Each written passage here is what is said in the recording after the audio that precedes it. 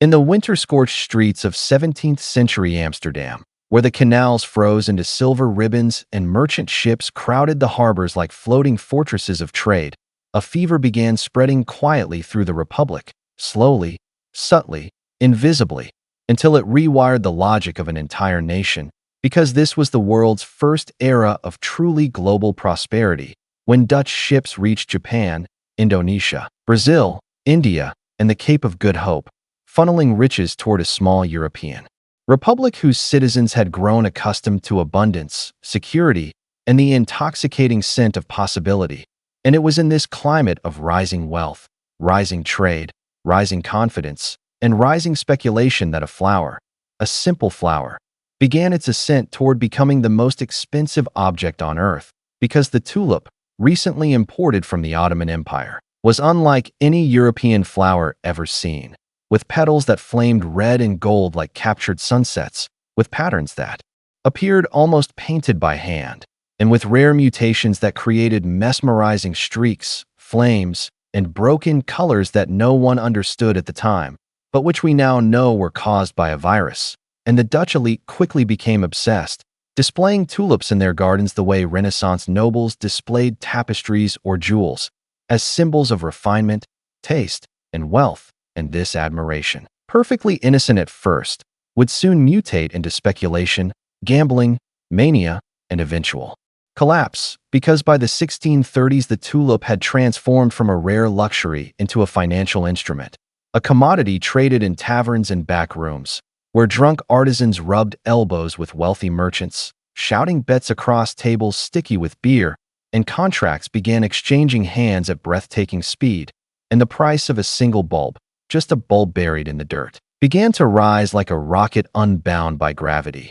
soaring past the cost of livestock, then furniture, then small homes, then large homes, until at its peak a single Viceroy or Semper Augustus tulip bulb cost more than an Amsterdam canal house, the equivalent of tens or even hundreds of thousands of modern dollars, depending on the rarity and timing. And the mania took on a life of its own, fueled by drawings, catalogs, and coded names that imbued each bulb with the aura of a collectible treasure, while futures contracts, option-style bets, and forward agreements began multiplying across the Republic, creating a proto-derivatives market centuries before Wall Street ever existed. And people who had never grown a flower in their lives began trading bulbs on paper, agreeing to buy in February what would not bloom until April, or agreeing to sell bulbs they didn't even own yet, inventing short selling without knowing the term. And taverns became trading floors, clerks became speculators, chimney sweeps became investors,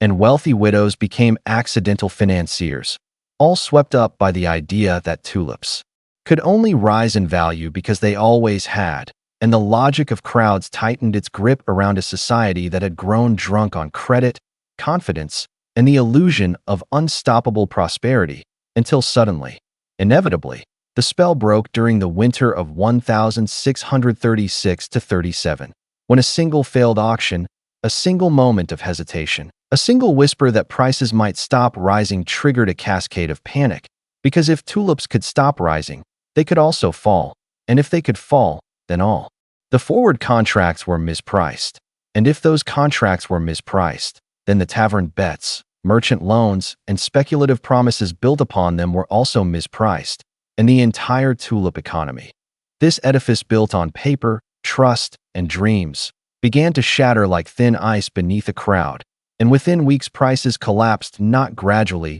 but violently, catastrophically, as buyers vanished, sellers multiplied, and the difference between offer and demand widened into an abyss, and people who had borrowed against homes, boats, businesses, or future wages found themselves ruined because the bulb that was worth a mansion yesterday was worth a single loaf of bread today, and courts struggled to enforce contracts that were suddenly impossible to honor, while the government, terrified of the economic fallout, intervened too late and too weakly to stem the panic, and by the time stability returned, thousands had been financially wiped out. Taverns that once smelled of triumph now reeked of despair, and the tulip, that once glorious symbol of beauty and wealth, became a metaphor for delusion, for irrational exuberance, for the kind of collective hallucination that markets can create when optimism becomes a drug. And although modern historians debate the scale of the collapse, some arguing the panic was confined to small trading circles, others arguing the damage was widespread enough to leave scars across the Republic,